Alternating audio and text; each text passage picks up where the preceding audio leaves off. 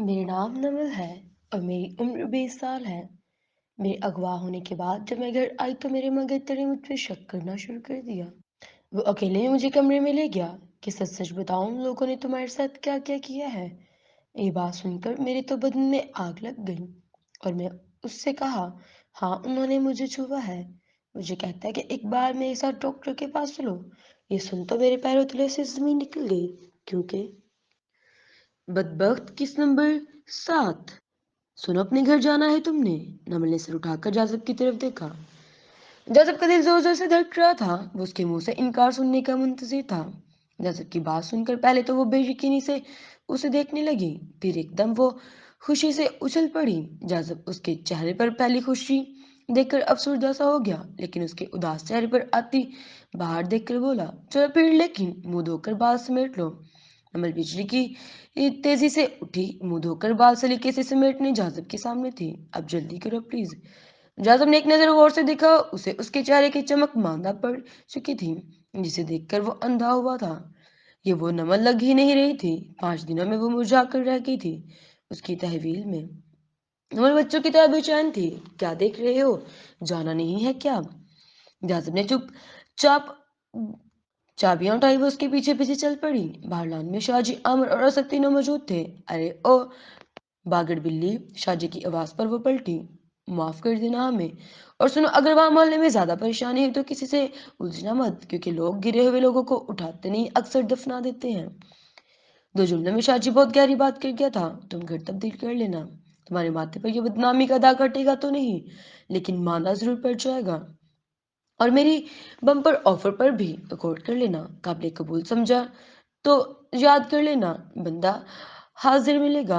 शाहजी ने मुस्कुराकर नमल की आंखों में झांका, जहां वापसी की जिल्लत खामोश तूफान की सूरत थी। मैं जानता हूं कि तुम बहुत कुछ कहना चाहती हो, लेकिन कह नहीं पा रही। कह दो जो कहना है, निकाल लो अपनी भड़ास। वो अपनी गालों से आंसू साफ करती बोली, अब कुछ नहीं कहना मुझे, बल्कि सुनना बहुत कुछ है। अगर वापसी के रास्ते तुम पर बहुत तंग या बंद हो गई तो आ जाना यहाँ वापिस।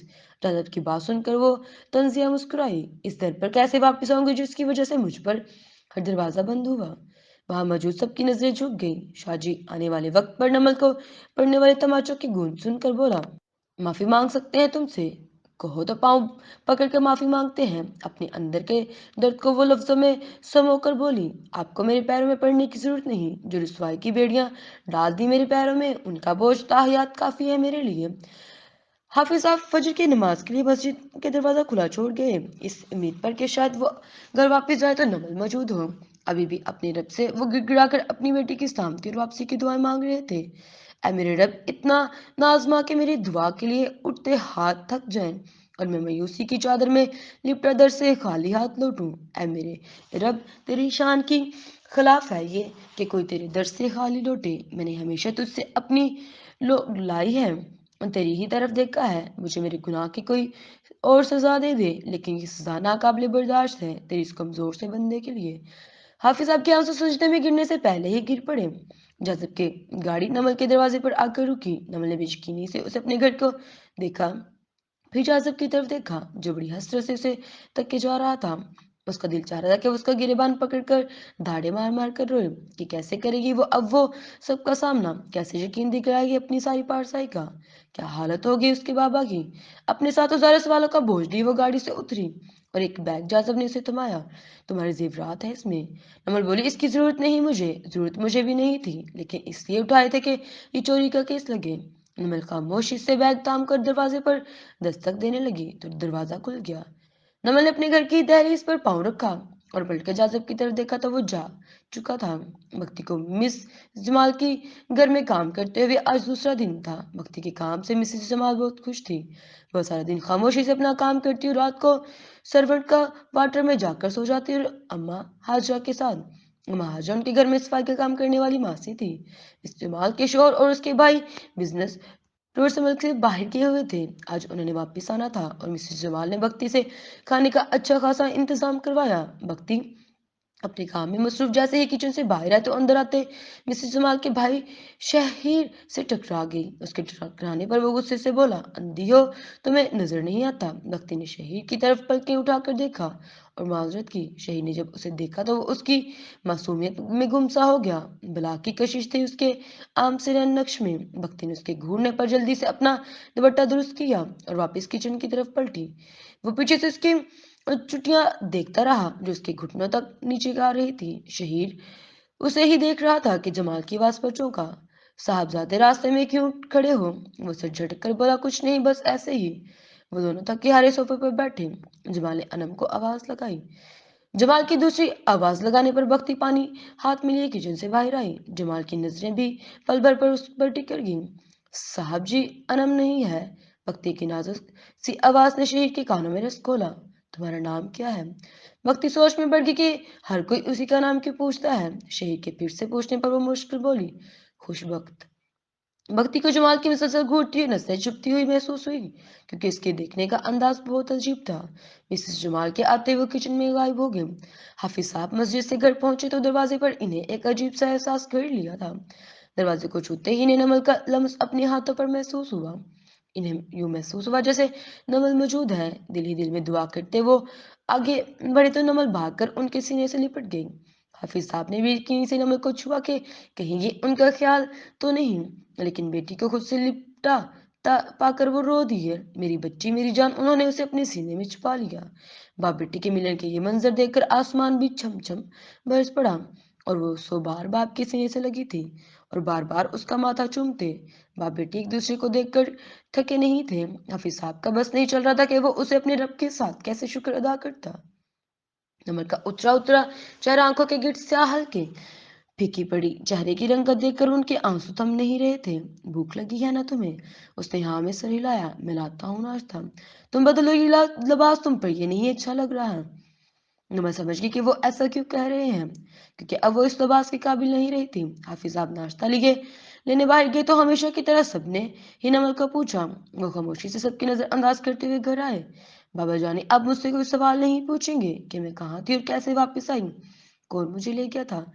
वो नमल का माथा चूम कर बोले, मेरी बच्ची, तुम्हारा बाप हूँ। जमाना नहीं कि तुमसे तुम्हारी बेगुनाही का सबूत तलब करूं। तुम सही सामत मेरे सामने हो, मेरे लिए इससे बड़ी कोई खुशी नहीं। दोनों ने शुक्राने के नवाफिल अदा किए। जहाँ नमाज पर बैठे हाफिज साहब की शिद्दत से बहते आंसू देखकर बोली, बाबा जानी, आपके आंसू इस खौफ से रुक नहीं रहे ना कि आपकी बेटी अपनी इज्जत, अपना मान, आपका गुरूर, आपका नाम सब कुछ लुटाकर वापस आई है। वो खामोश रहे। उनके चेहरे का रुख अपनी तरफ करके बोली, बाबा जानी, यहाँ देखिए मेरी तरफ, कुछ तो पूछे मुझसे, मैं कैसे आई, क्या हुआ मेरे साथ? नहीं, मेरी समातों में इतनी हिम्मत है कि मैं अपनी बेटी के रुसवा होने की आबरू होने की दास्तां सुनूं, मर जाऊंगा मैं। ऐसे तो ना कहे बाबा जानी। बेबस बाप को देखकर नमल उनके गले से लग गई। आपसे किसने कहा कि आपको मैं बेआबरू होने की दास्तां सुनाऊंगी? बाबा, आपकी गुड़िया महफूज रही, आपकी दुआओं से बाबा मेरे लुटेरे ही मेरे मुहाफिज निकले। मुहा- हाफिज साहब ने भी से इसका चेहरा अपने हाथों में लिया। क्या कहा तुमने? वो उनके हाथ चूम कर बोली, जी बाबा जानी, आपकी नमल ने आबरू नहीं लूटी। वो मुझे जिस तरह आबरू लेकर गए थे उसी तरह मेरे माँ समा के साथ आबरू वापस लाए हैं। बाबा, वो लोग बुरे थे लेकिन अवाश या बदनीयत नहीं थे। हाफिज साहब इस वक्त सजदे में गिर गए और रब के आगे माथा टेक कर उसका शुक्र अदा किया। ऐ मेरे रब, मैंने तुझसे जो भी दुआ मांगी, जैसे मांगी, तूने कबूल किया, कि कैसे अदा करूं तेरे शुक्र, कैसे? वक्ती की जिम्मेदारी में किचन था, वो हर वक्त किचन में मसरूफ रहती थी। खुशबख्त वो जमाल को बुलाने पर पलटी तो उसको खुद से करीब देखकर बहुत बुरी तरह डरी। मेरे लिए एक कप चाय बना दो। जी आप जाए, मैं बना लाती हूँ। मुझे अब तुम मेरे ही घर में हुक्म दोगी किचन से बाहर जाने का? बख्ती सहम गई। मेरी औकात क्या है कि मैं आपको हुक्म दूं? वो उसके निहायत करीबी होकर आंखों में आंखें डालकर बोला, याद रखना इस बात को, आइंदा तुम्हारे मुंह से ये ना सुनूं। जी जी साहब जी। वो रो देने को थी। जल्दी से लाओ चाओ। रोते हुए चाय बनाने लगी। मामा जी, आपने खुद से अलग करके मुझे कैसे लोगों को सौंप दिया है, जहाँ किसी की गंदी नजरों से भी मैं खुद को बचा नहीं सकती। मामा जी, एक बाबू से तो आपने मुझे बचा लिया, लेकिन यहाँ दूसरा बाबू भी है, इससे कौन बचाएगा मुझे? उसके आंसू टप टप टिपने लगे। کیوں الگ کیا آپ نے مجھے خود سے؟ ماما جی، میں ظلم برداشت کر لیتی اور درد، زخم، بھوک، پیاس سب سہ لیتی، لیکن یہ لوگ حوث کی بھوک نہیں سہ سکتی۔ وہ دلی دل میں گوپال کو مخاطب کر کے پھوٹ پھوٹ کر روئی۔ بابا جانی، بھکتی کہاں ہے؟ کیسی ہے وہ؟ اسے بلا لائے نا۔ بیٹا وہ یہاں نہیں ہے، چلی گئی یہاں سے۔ نمل کی جان نکل گئی؟ کیا مطلب آپ کا؟ چلی گئی یہاں سے؟ گوپال کے والد کا انتقال ہو گیا تھا، وہ سندھ گئے ہیں، کب آئیں گے کچھ نہیں پتا۔ بھکتی ان کے ساتھ گئی ہے؟ ہاں شاید، لیکن بھکتی مجھے کافی دنوں سے نظر نہیں آئی، نہ میرا پوچھا نہ تمہارا۔ نمل سن کر بہت بے چین اور پریشان ہو گئی۔ نمل کی واپسی کی خبر پورے محلے میں پھیل گئی، لوگوں نے ان کے گھر آنا شروع کر دیا۔ حافظ اب سب کے پاس سن سن کر عاجز آ چکے تھے۔ کیا ہوا آپ کی بیٹی؟ کیسے واپس آ گئی؟ بھاگ کر آئی ہے ان سے۔ کیا ہوا آپ کی بیٹی کے ساتھ؟ اس کا تو برا حال ہوگا، بیچاری اپنی عزت لٹا کر آئی ہے۔ خیر جان بچ گئی، شکر ہے، لیکن عزت سے بڑھ کر تو کچھ نہیں، اجتماعی زیادتی کا نشانہ تو نہیں بنی؟ پولیس میں رپورٹ کریں، پکڑوائیں ان ظالموں کو جنہوں نے نمل کا استحصال کیا۔ ایسے کتنے سے سوالات جن کا کوئی جواب نہ تھا ان کے پاس۔ نمل کو اب یہ سب سہنا تھا، وہ جانتی تھی کہ منہ چھپا کر نہیں بیٹھ سکتی، اب ان کے سب کو جواب دینا ہوگا اسے، اور ان سب کی جھوٹی تسلیوں کے سکوں سے اپنی گود بھرنی ہوگی۔ السلام علیکم حافظ صاحب، باریک ہو، آپ کی بچی آ گئی۔ محلے سے شمع اور خالہ آئی تھی۔ کہاں ہے وہ؟ بلائیں، ہم بھی تو دیکھیں کیسی ہے اب وہ۔ کیوں بہن، دیکھنے میں کیا مطلب ہے آپ کا؟ میری بچی کوئی نمائش کی چیز تو نہیں کہ سب کو دکھاتا پھروں؟ ارے آپ تو خواہ غصے میں آ گئے، ہم تو بچی کے سر پر ہاتھ رکھنے آئے تھے کہ کیسے بیچاری زیادتی کا شکار ہوئی ہے، کیا حال کیا ہوگا ان ظالموں نے اس کا۔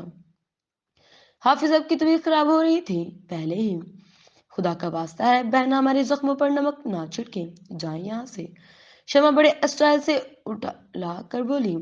واہ حافظ صاحب واہ، آپ تو ایسے پیش آ رہے ہیں جیسے آپ کی بیٹی کوئی مہان کام کر کے آسکر ایوارڈ جیت کر آئی ہے۔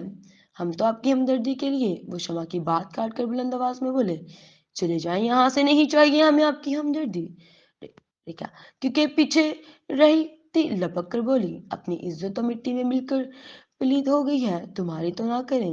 ان کی باتیں سن کر نمل نماز ادھوری چھوڑ کر باہر آئی۔ نمل کو دیکھ کر وہ مسکرائی۔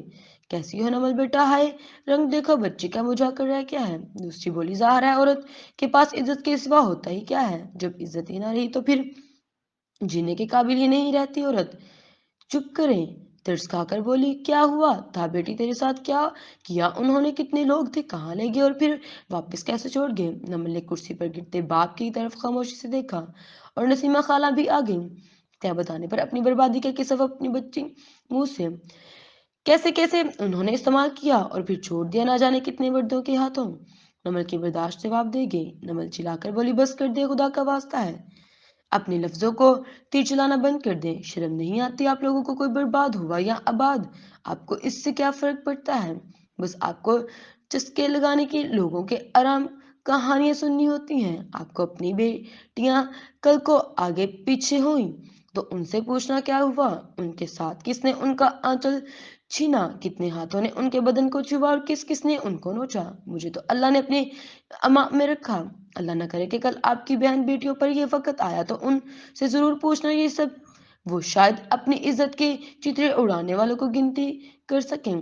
شمع بلند آواز میں محلے کو سنا کر بولی، خبردار جو ہماری بہن بیٹیوں کو اپنی بدبختی میں شامل کیا یا ان کا نام لیا، ہم تو آئے تھے تم پر ترس کھا کر، کیونکہ آئے ہو آپ لوگ میرے ساتھ ہمدردی جتانے، مجھ پر ترس کھانے۔ میں نے تو آپ کو دعوت نامے بھیجے تھے اپنے گھر آنے کے لیے، اپنی ہمدردیاں اور چاپلوسیاں اپنے آنے والے وقت کے لیے سنبھال کر رکھیں۔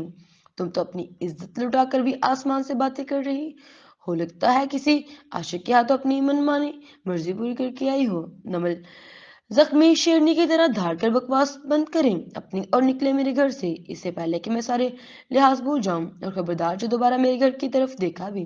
وہ کانوں کو ہاتھ لگا کر جانے لگی، توبہ توبہ، اتنی بد لحاظ ہے یہ لڑکی، اس لیے اس کے ساتھ ایسا ہوا۔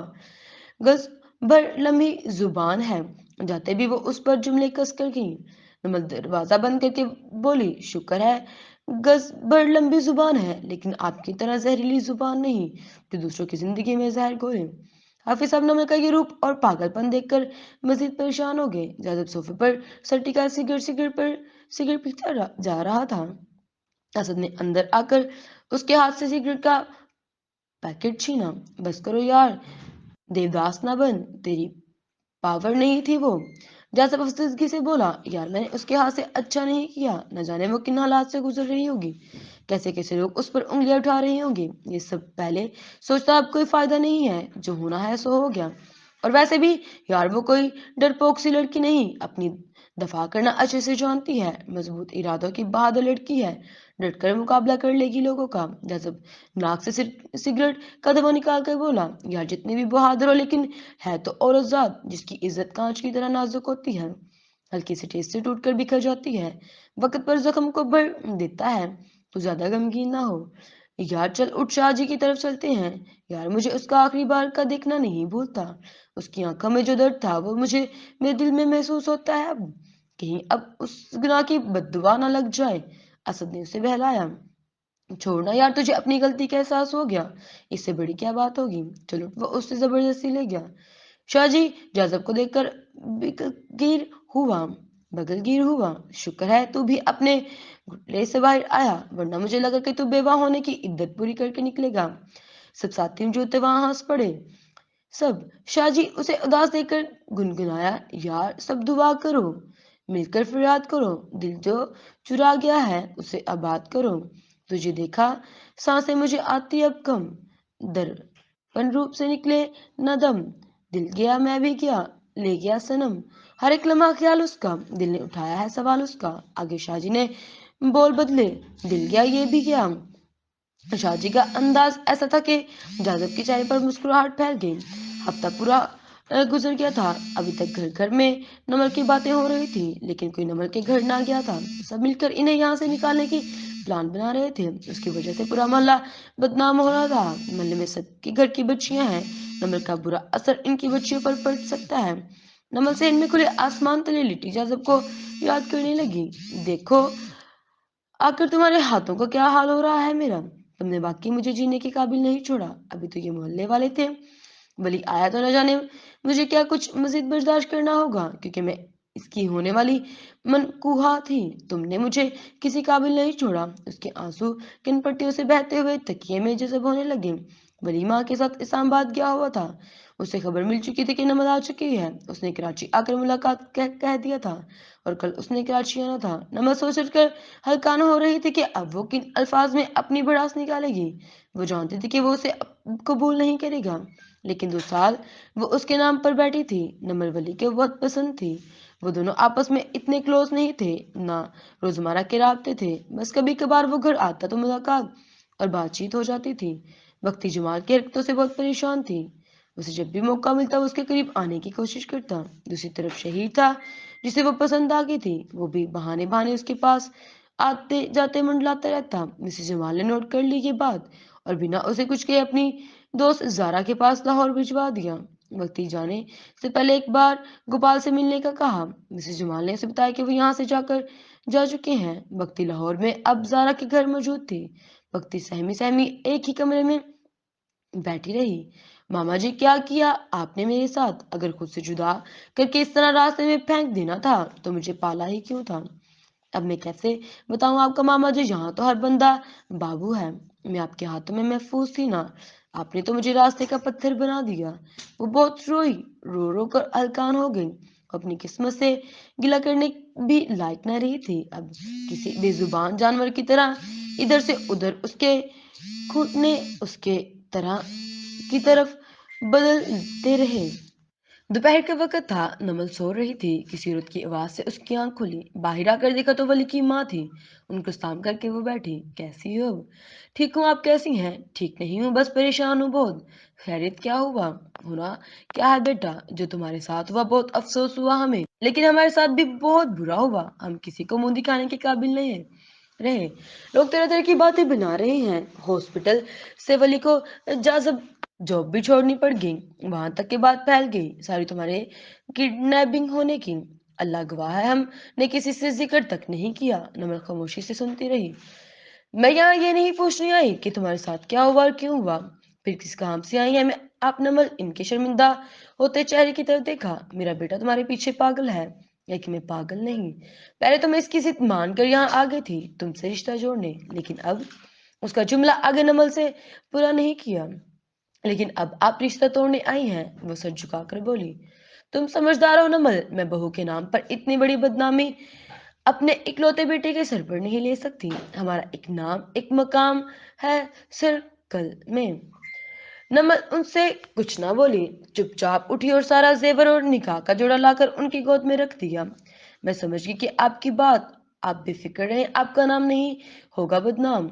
वो जेवर उठाकर साइड पर रखकर उठी। और ये रख लो, तुम, हमें इनकी जरूरत नहीं, मैं नहीं रख सकती आंटी, ये अब बहुत बोझ है इनका, मैं नहीं उठा सकती और ना मैं इनके काबिल हूँ। बहुत कीमती हैं ये जेवरात, आपकी इज्जत की तरह। मुझ जैसी बेइज्जत और बदनाम लड़की के किस काम के हैं ये? नमल ने आंसू खल्क में उतारे। वो उसे देखकर बोली, मजबूर हूं मैं, बहुत माफ कर देना मुझे। आप माफी क्यों मांग रही हैं? आप गुनहगार तो नहीं मेरी तरह। वो मुश्किल बोली, अल्लाह तुम्हारे नसीब अच्छे करे, दुआ में याद रखना। जी, मेरी यही दुआ है कि आपको दोबारा कभी मजबूर ना होना पड़े। हाफिज साहब खामोशी से बेटी का सब्र और हौसला देखते रहे। वली की माँ को अभी 2 दिन ही गुजरे थे कि वली आ गया। वली को देखकर हाफिज साहब खुशी से नवल के पास आए। बेटा, वली आया है तुमसे मिलने। आप जाएं बाबा, मैं आती हूँ। वो दुपट्टा सर पर ओढ़े उठी और चल नमल, एक और अदालत लगने वाली है। ड्राइंग रूम में आकर उसने वली को सलाम किया। हाफिज साहब वली के कहने पर उन दोनों को अकेला छोड़कर बाहर चले गए। वली ने सलाम का जवाब दिया। सुरमई कलर के लिबास में वो बेइंतहा खूबसूरत लग रही थी। कैसी हो? वो उसे देखकर बोली, कैसी हो सकती हूँ? अम्मी आई थी यहाँ मुझसे, अंकल ने बताया। नमल खामोश रही, वली भी चुप था। आपका आना कैसे हुआ? उसने वली और अपने बीच की खामोशी तोड़ी। अम्मी ने यकीनन रिश्ता खत्म करने की बात की होगी, लेकिन मैं नहीं तोड़ना चाहता तुमसे रिश्ता। मैं तुमसे निकाह करने को तैयार हूँ। नमल ने हैरत से उसकी तरफ देखा। लेकिन तुम्हें मुझसे सच सच बताना होगा सब। कौन सा सच? यही कि तुम, आगे वो खामोश हो गया। बात पूरी करें अपनी, कौन सी सच्चाई जानना चाहते हैं आप? देखो, मेरी बात का बुरा मत मनाना, बस इतना सच बता दो कि तुम्हारे साथ वो किस हद तक बढ़े और कितने दिन तुम्हें अपने साथ रखा। नमल स्पाट लहजे में बोली, ये सवाल नहीं पूछेंगे कि कितने मर्दों ने छुआ और कहाँ और कैसे कैसे छुआ। वली ने हैरानगी से उसकी तरफ देखा। सच सुनने का हौसला है आप में? हाँ, इसलिए जानना चाहता हूँ सब। तो सुनो वली साहब, फिर मुझे जो उठा कर ले गया था उसने मेरा अंग अंग छुआ है और सबसे पांव तक, लेकिन किसी और को देखने तक नहीं दिया, बल्कि मेरी तरफ हाथ बढ़ाने वालों को कत्ल भी कर दिया मेरी आंखों के सामने। और अपने साथ मुझे 5 दिन रखा और एक पल भी मेरी नजरों से ओझल नहीं होने दिया। वली साहब, उसने मुझे आप जैसे इज्जतदार शख्स के काबिल नहीं छोड़ा। वली का सच झुक गया। मेरा सच आप सुनकर सकते हैं लेकिन कबूल नहीं कर सकते। उसका मतलब है कि उसने तुम्हारा इस एहसास बार नहीं बार बार किया। नमल खड़ी हुई, हाँ शायद। अब बोले, कबूल हूं मैं आपको? वली खामोशी से तकने लगा उसे। बोले, अब सच सुनकर चुप क्यों हो गए? नमल, इतना सच तो ना बताती कि मैं, अभी भी पूरा सच नहीं बताया मैंने आपको। वो करख्त लहजे में बोली, ये तो बस ट्रेलर था जिससे आप शर्मा गए, पिक्चर अभी बाकी है। नमल की बात सुनकर उसके माथे पर पसीना आ गया। इतना शर्मिंदा ना करो, बस मेरी तसल्ली की खातिर एक बार मेडिकल चेकअप करवा लो। नमल उसके करीब आकर खड़ी हुई। किस बात की तसल्ली, किस बात का चेकअप? तुम समझदार हो, समझ सकती हो क्या कहना चाह रहा हूँ। नमल का चेहरा गुस्से से लाल हो गया।